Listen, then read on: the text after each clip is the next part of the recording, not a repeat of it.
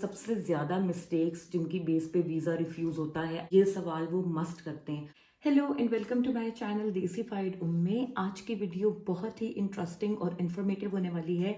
I am sure आप में से बहुत सारे लोगों के लिए जो कि इस वक्त वीज़ाज़ अप्लाई कर रहे हैं या अप्लाई कर चुके हैं और जनवरी इनटेक के लिए आने वाले हैं।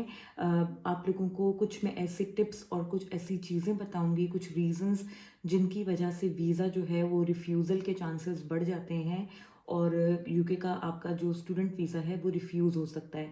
तो मैं आपको बताऊंगी अभी टाइमली ऐसी चीज़ें जो आपने अवॉइड करनी है हर सूरत जब आप अपना वीज़ा अप्लाई कर रहे होंगे।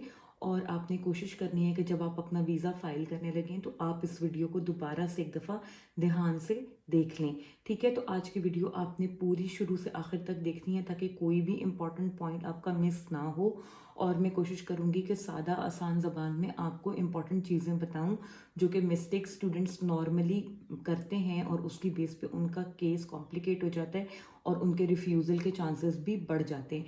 तो शुरू करने से पहले मैं आप सबको रिक्वेस्ट करूँगी जिन्होंने अभी तक मेरा चैनल सब्सक्राइब नहीं किया और जो मेरी वीडियोस को देख रहे हैं, please do subscribe my channel and click the bell icon as well so that you can get notified whenever I upload a new video. और वीडियो को थम्स अप भी ज़रूर दीजिएगा। तो चलिए शुरू करते हैं आज की वीडियो। सबसे पहली और सबसे कॉमन जो मिस्टेक है वो है इनसफिशिएंट फंड्स।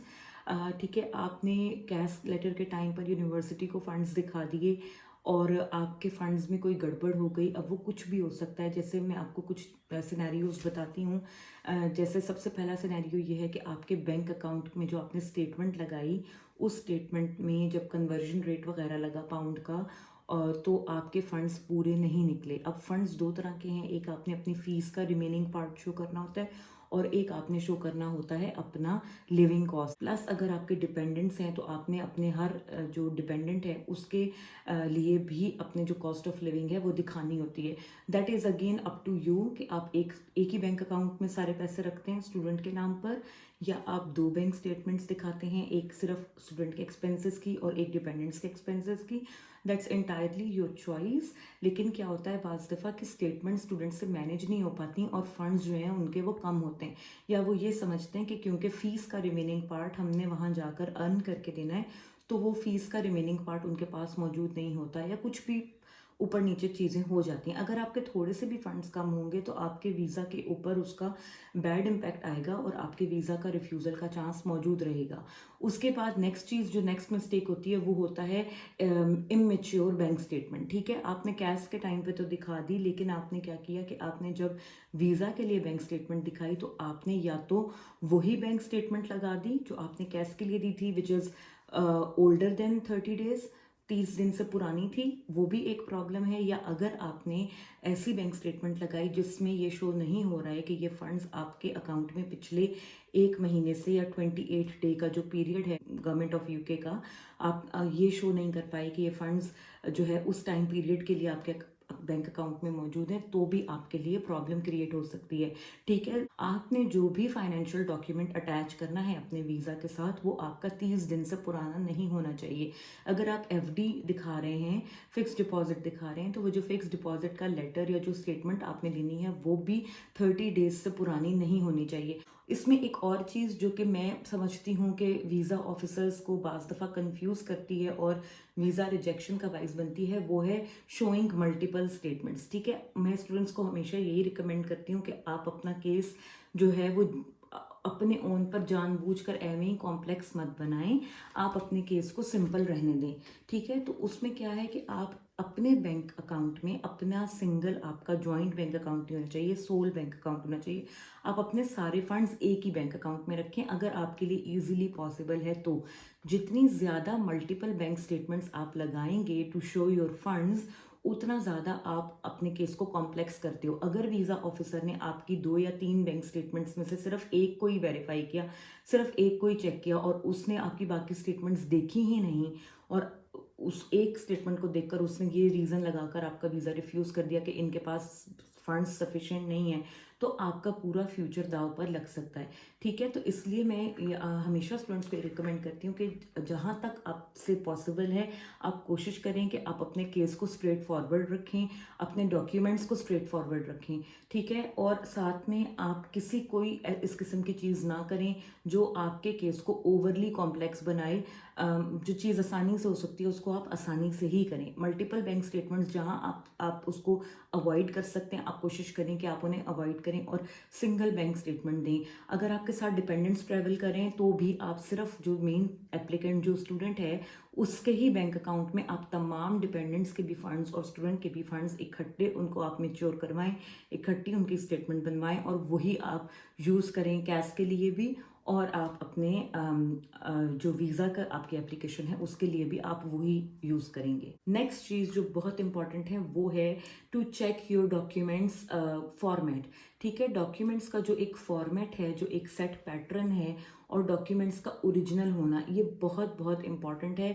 आपने अपने तमाम डॉक्यूमेंट्स को जो यूकेवीआई ने आपसे पैटर्न पे जिस पैटर्न पे डॉक्यूमेंट्स मांगे हैं उन्हीं पैटर्न्स पे आपने देना है, ठीक है। जो आपकी बैंक स्टेटमेंट्स है उन्होंने उसका पूरा डिटेल दिया हुआ है अपनी वेबसाइट के ऊपर, gov.uk की वेबसाइट के ऊपर, कि बैंक स्टेटमेंट के डॉक्यूमेंट, ऑफिशियल डॉक्यूमेंट में क्या क्या चीज़ें लाजमी मस्ट होनी चाहिए to get it approved and be considered for your visa application. तो आपने अपनी बैंक स्टेटमेंट देखनी है कि आपकी बैंक स्टेटमेंट के ऊपर वो तमाम चीज़ें मौजूद हैं या नहीं हैं। साथ में जो भी आप अपने वर्क रिलेटेड एक्सपीरियंस लेटर्स लगा रहे हो वो सब लेटर हेड पैड पर होने चाहिए, उनके ऊपर ओरिजिनल सिग्नेचर्स और ओरिजिनल स्टैम्प्स होनी चाहिए। कोई फ़ोटोकॉपी आपने इस तरीके से नहीं देनी, मतलब ओरिजिनल का स्कैन आपने करवाना है, ठीक है। और उसके बाद आपने साथ में जो है वो जो अपने एजुकेशनल डॉक्यूमेंट्स हैं वो भी आपने देखने हैं कि आपके सही करेक्ट फॉर्मेट में होने चाहिए। अगर आपका फॉर्मेट गलत होता है तो आपके वीज़ा की एप्लीकेशन पे उससे इम्पैक्ट पड़ेगा। अगर आपकी डिग्रीज़ जो हैं वो इंग्लिश लैंग्वेज में नहीं हैं तो आपने वीज़ा फाइल करने से पहले उनको आपने इंग्लिश लैंग्वेज में ट्रांसलेट करवाना है अपने एजुकेशन बोर्ड से, वहाँ से ईजिली ये चीज़ें हो जाती हैं और आपने उनकी एक इंग्लिश ट्रांसक्रिप्ट बन जाएगी, एक इंग्लिश वर्जन बन जाएगा, वो आपने अपने साथ लगाना है वीज़ा के लिए। तो ये छोटी छोटी चीज़ें हैं, देखने में बहुत माइनर चीज़ लगती है, बट इन तमाम चीज़ों से मिलकर आपके वीज़ा एप्लीकेशन पे बहुत ज़्यादा नेगेटिव इम्पैक्ट आ सकता है। Verify your documents for their originality. अब इसमें मैं आपको हरगिज़ भी ये नहीं कह रही हूँ कि आप कोई फेक डॉक्यूमेंटेशन लगाएंगे या आप कुछ फॉर्जरी कर रहे हैं या कुछ करें, बट आप कोशिश करें, आजकल हर किस्म के फ्रॉड्स हो रहे हैं। अगर आप कहीं से वर्क रिलेटेड डॉक्यूमेंट ले रहे हो या आपका कोई एजुकेशनल सर्टिफिकेट है, आप उनको 2-3 दफ़ा अच्छे तरीके से चेक करें, वेरीफाई करें कि उनके ऊपर तमाम स्टैम्प्स ओरिजिनल हैं, तमाम सिग्नेचर्स जो हैं वो ओरिजिनल हैं, कोई भी चीज़ आपकी फॉल्स या मिस रिप्रेजेंटेशन या मिस इन्फॉर्मेशन की कैटेगरी में तो नहीं जा रही। आपकी डिग्रीज ओरिजिनल होनी चाहिए, आपकी ट्रांसक्रिप्ट्स ओरिजिनल होनी चाहिए, वेरीफाइबल होनी चाहिए। अगर आप उनको अपने एजुकेशन बोर्ड से अटेस्ट करवा लेते हो, that is very very good. आप कोशिश करो कि आप वो करवा लो, तो वो एक एडिशनल एक प्रूफ होता है कि आपके डॉक्यूमेंट्स ओरिजिनल हैं और वेरीफाइड हैं। Next point is again very important, और जो स्टूडेंट्स छुपाते हैं, कोशिश करते हैं कि हम ये बात ना बताएं, और ये ऐसा नहीं करना चाहिए। ऑनेस्टली आपको हर चीज़ सच सच बतानी चाहिए जो भी है।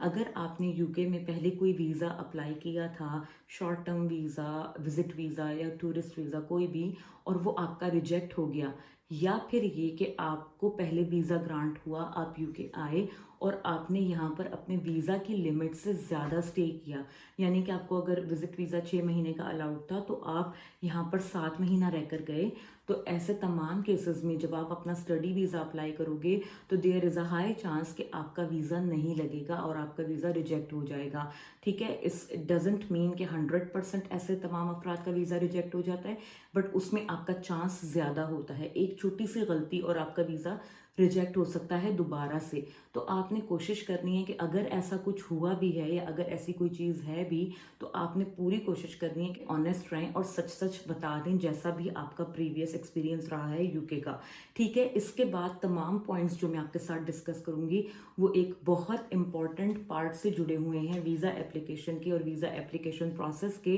Which is the visa interview, the embassy interview. आजकल बहुत स्टूडेंट्स इसके बारे में कंसर्न हो रहे हैं बिकॉज यूके FBI ने रिसेंटली एम्बेसी इंटरव्यूज़ दोबारा से शुरू कर दी हैं, रिज्यूम कर दी हैं after the COVID break of 2 years, और स्टूडेंट्स इसके बारे में बहुत कंसर्न्ड हैं कि ये किस तरीके से हम करेंगे। ठीक है, तो इसी से रिलेटेड मैं बताऊंगी, क्योंकि सबसे ज़्यादा मिस्टेक्स जिनकी बेस पे वीज़ा रिफ्यूज़ होता है आफ्टर इनसफिशिएंट फंड्स और फंड रिलेटेड इश्यूज, वो होता ही आपके यूके के जो आपका एम्बेसी इंटरव्यू है उसमें जो आप गलतियां करते हैं उसकी बेस पे आपका वीज़ा रिफ्यूज़ होता है। यूके के जो आपका एम्बेसी इंटरव्यू था उसमें आपने बहुत पुअर परफॉर्मेंस दिखाई, आपने अच्छे तरीके से इंटरव्यू को अटेम्प्ट नहीं किया, आपने प्रिपेयर नहीं किया आंसर्स को, आपने उसको सीरियसली नहीं लिया। और अगर वीज़ा इंटरव्यूअर को ये लगे, वीज़ा ऑफिसर को ये लगे कि आप सीरियस नहीं हो, जेन्युइननेस है स्टूडेंट की, उसके अंदर उन्हें कोई इशू लगे या कोई भी उन्हें डाउट हो जाए, तो वो आपको फिर रिजेक्शन का आपका चांस बढ़ जाता है। तो आपने कोशिश ये करनी है कि आपने अपना वीज़ा इंटरव्यू पूरी तैयारी के साथ देना है, पूरी आपने उसके अंदर अपनी एफर्ट डालनी है, और आपने कोशिश करनी है कि आप कोई ऐसी मिस्टेक्स जो अवॉइडेबल मिस्टेक्स हैं, कुछ चीज़ें होती हैं जो आपके कंट्रोल में नहीं होती, दैट्स ओके, बट ये सब चीज़ें वो हैं जो कि आपके कंट्रोल में हैं, और इन्हें कहते हैं अवॉइडेबल मिस्टेक्स। ये तमाम वो गलतियां हैं जो आप इजीली अवॉइड कर सकते हो अपनी थोड़ी सी तैयारी, मेहनत और डेडिकेशन से। तो आपने कोशिश करनी है कि आप ये मिस्टेक्स मत करें। ठीक है, पहली तो आपने अपनी परफॉर्मेंस पे ध्यान देना है। दूसरी चीज़ जो आती है इंटरव्यू में वो ये है कि वो आपसे एक सवाल पूछते हैं, मुझसे भी उन्होंने पूछा था, हर एक स्टूडेंट से जो जिसका इंटरव्यू आता है ये सवाल वो मस्ट करते हैं, आपकी intentions to stay in UK क्या है। ठीक है, इसको वो किसी भी तरह रिफ्रेज कर सकते हैं, जैसे कि वो आपसे पूछ सकते हैं कि what are your future plans after completing your degree, what are your plans to return to your country, are you going to stay in UK after you complete your degree. इस तरह से वो किसी भी तरीके से इसको घुमा फिरा के आपसे पूछ सकते हैं। इस सवाल के जवाब में आपने हरगिज़ भी ये नहीं कहना that I will go to stay in UK, और मैं यूके में जॉब लूँगा, या मैंने PSW पे शिफ्ट होना है, या कुछ भी ऐसा। आपने स्ट्रेट अवे इसका जवाब में ये बताना होता है कि मैं अपने होम कंट्री वापस जाऊंगा। ठीक है, आपने हर सूरत वीज़ा ऑफिसर को ये आपने उनको अश्योर कराना होता है कि आप स्टडी वीज़ा का मतलब समझते हैं, ये स्टडी वीज़ा है, इस पे आप एक लिमिटेड काम कर सकते हैं, आपको जॉब करने की इजाज़त नहीं है, आप पढ़ने के लिए यूके आए हो और अपनी पढ़ाई पूरी करके आप वापस चले जाओगे। बाद में वीज़ा एक्सटेंड कराना, दोबारा से वीज़ा लेना, PSW पे शिफ्ट होना, वो सब बाद की बातें हैं। जब अगर आपको वीज़ा मिलेगा तो ही आप वो सब कर सकोगे। पहला फोकस आपका है अभी ये वाला वीज़ा लेना, स्टडी वीज़ा, और उसमें आपने ये अश्योर कराना होता है वीज़ा ऑफिसर को कि मैं स्टडी कंप्लीट करने के बाद यूके में मज़ीद स्टे करने का मेरा कोई इरादा नहीं है और मैं वापस चला जाऊंगा। नेक्स्ट सबसे बड़ी गलती जो स्टूडेंट्स करते हैं वो उनका फेलियर होता है to explain basic things, that why UK, why this course, why this university, why not Canada, Australia और एनी अदर कंट्री। ये क्वेश्चंस उन्होंने आपसे हर सूरत पूछने ही पूछने हैं। ठीक है, और सबसे ज़्यादा इंपॉर्टेंट इसमें होता है वो आपसे सबसे पहले ये पूछते हैं कि why you have chosen UK, आप अपनी कंट्री में क्यों नहीं पढ़े, आप यूके क्यों आ रहे, या आप कहीं और चले जाते दुनिया में। ठीक है, तो इसमें जो मैंने देखा है स्टूडेंट सबसे ज़्यादा गलती करते हैं वो ये करते हैं कि वो यूके की तारीफ़ें करते हैं कि यूके बहुत अच्छा कंट्री है, विच इज़ राइट, आप करो, यूके बहुत अच्छा कंट्री है, यूके में फैसिलिटीज़ हैं, क्वालिटी ऑफ एजुकेशन है, लेकिन ये सब करने में वो स्टूडेंट्स अपनी कंट्री को डिसरिस्पेक्ट करते हैं, अपनी कंट्री को डिसओन करते हैं। ठीक है, ये सबसे बड़ी गलती है। आपने कभी भी अपने मुल्क को नीचा नहीं दिखाना, आपने कभी ये नहीं कहना वीज़ा ऑफिसर को कि मेरे मुल्क में फैसिलिटीज़ नहीं हैं, मेरे मुल्क में पढ़ाई का मेयार अच्छा नहीं है, दैट्स वाई आई हैव। वो ये देखते हैं कि जो बंदा अपनी कंट्री से लॉयल नहीं है वो हमारे मुल्क से लॉयल कैसे हो सकता है। वो हमारे मुल्क की तो तारीफ कर रहा है बट अपने मुल्क से उसकी कोई लॉयल्टी नहीं है। ठीक है, वो इस चीज़ को इस तरीके से देखते हैं और ये बड़ी सीरियस चीज़ समझी जाती है। तो आपने इस चीज़ का बहुत ध्यान रखना है कि आपने एक बैलेंस रखना है, lack of confidence and inability to answer the questions properly. ठीक है, उसमें क्या होता है कि स्टूडेंट्स इतना नर्वस हो जाते हैं, इतना कंफ्यूज हो जाते हैं कि वो क्वेश्चंस को प्रॉपरली आंसर ही नहीं कर पाते, चाहे उन्हें आंसर आता भी हो। लेकिन अगर आप अपने कन्फ्यूजन में आंसर बता ही नहीं पाओगे तो इंटरव्यूअर आपको असेस कैसे करेगा। तो आपने इन चीज़ों का बहुत ध्यान रखना है। आप कंफ्यूज हो जाते हैं, सोचने लग जाते हैं, अटकते हैं जवाब देते हुए, फंस जाते हैं, वर्ड्स नहीं मिलते। ये तमाम वो गलतियां हैं जो कि आपको नहीं करनी चाहिए और आप अवॉइड कर सकते हो इन्हें अपनी थोड़ी सी प्रैक्टिस से कि इंटरव्यूअर भी ये देख रहा होता है कि ये स्टूडेंट तैयारी करके नहीं आया और इसने इस इंटरव्यू को सीरियसली नहीं लिया है, तो जो इंटरव्यू को ही सीरियस नहीं ले रहा वो वहाँ जाके पढ़ाई को सीरियस कैसे लेगा। तो आपने इन चीज़ों का बहुत ध्यान रखना है। और सबसे इम्पॉर्टेंट चीज़ मैंने सबसे आखिर के लिए रखी थी, वो है inadequacy to communicate in English. ठीक है, आजकल स्टूडेंट्स का सबसे बड़ा मसला ये है कि उनको एडमिशन तो मिल जाता है बट वो इंग्लिश लैंग्वेज बोलने से बहुत घबराते हैं और उनकी कम्युनिकेशन स्किल्स इतने अच्छे नहीं हैं। देखें, ये कोई सवाल ही नहीं है कि क्या इंग्लिश बोलनी पड़ेगी या नहीं। एम्बेसी इंटरव्यू क्या हिंदी में होता है या उर्दू में होता है, ये कोई क्वेश्चन ही नहीं है। यूके एक इंग्लिश स्पीकिंग कंट्री है। आपने एक इंग्लिश स्पीकिंग कंट्री में एडमिशन लिया है, आप यहाँ आके कैसे सरवाइव करोगे अगर आपको इंग्लिश ही नहीं आती। यहाँ की इंग्लिश का एक्सेंट समझना एक अलग स्ट्रगल है। उसके साथ अगर आपको बोलने में भी डिफ़िकल्टी है, आपको लिखने में भी डिफ़िकल्टी है, तो आप खुद सोचो कि आप कैसे मैनेज करोगे। ये बेसिक चीज़ है, बेसिक स्किल है जो आना चाहिए, और अगर आपके पास ये स्किल ही नहीं है तो आप एडमिशन लेकर यहाँ पर आकर कैसे मैनेज करोगे और क्या करोगे।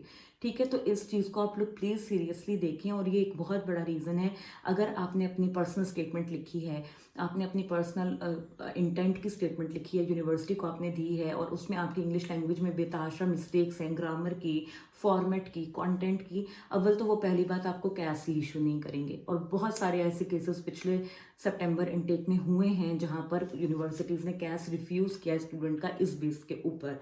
ठीक है, अगर आपको चलो कैश भी मिल जाता है तो वीज़ा इंटरव्यूअर ये देखेगा कि this person can not converse with me for 10 to 15 minutes in English language which is understandable. तो उसकी बेस पे वो आपका वीज़ा रिफ्यूज़ कर देंगे that this student is not fit to study in the English speaking countries environment. तो कोशिश करनी है कि आप ये वाली मिस्टेक्स को अवॉइड करें ताकि आपके वीज़ा में किसी किस्म की कोई डिफ़िकल्टी ना आए। उम्मीद करती हूँ कि आपको आज की वीडियो अच्छी इन्फॉर्मेटिव लगी होगी। If you like today's video, give this video a thumbs up and subscribe to my channel।